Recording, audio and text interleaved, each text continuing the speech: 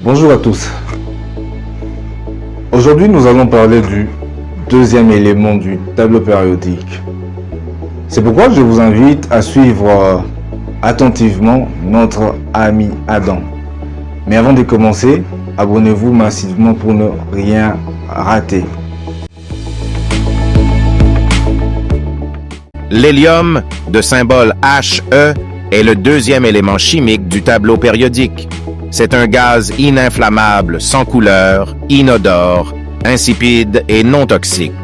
Il possède 2 neutrons, 2 protons et 2 électrons. Il appartient à la famille des gaz rares, gaz nobles ou gaz inertes, c'est-à-dire qu'il ne réagit que très peu avec d'autres espèces qui sont autour de lui. L'hélium est, après l'hydrogène, le deuxième élément le plus répandu de l'univers. Il est également le gaz le plus léger après l'hydrogène. L'hélium est principalement produit par des réactions nucléaires dans les étoiles. Sur Terre, il provient de la désintégration d'éléments radioactifs comme l'uranium, le thorium et des rayons cosmiques. Il est également présent dans des gisements de gaz naturels. Ainsi, l'hélium dans le monde provient essentiellement des gisements des États-Unis, du Qatar, de l'Algérie, de l'Australie et de la Pologne. L'hélium a été découvert pour la première fois le 18 août 1868 par l'astronome français Jules Janssen au cours d'une observation d'une éclipse totale du Soleil et découvre dans l'atmosphère de cet astre un gaz inconnu.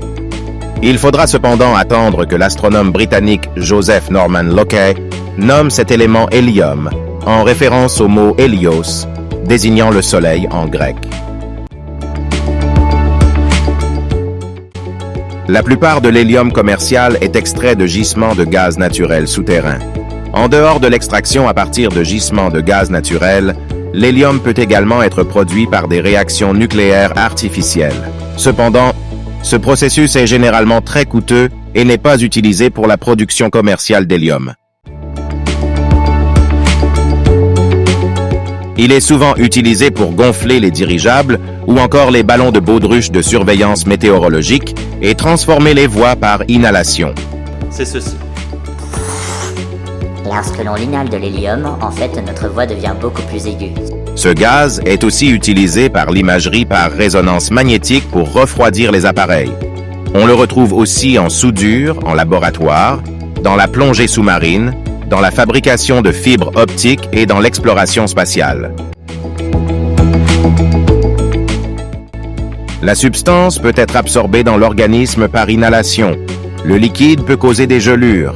En cas de fuite, cette substance peut provoquer l'asphyxie par réduction de la teneur en oxygène de l'air en espace confiné. L'hélium est l'un des gaz rares les plus utilisés au monde. Le succès de ce gaz s'explique par son utilité lors des activités ludiques et médicales. Il présente de nombreuses propriétés qui suscitent l'intérêt des chercheurs. Si vous avez aimé, n'oubliez pas de mettre un gros pouce et de partager. À bientôt, ciao!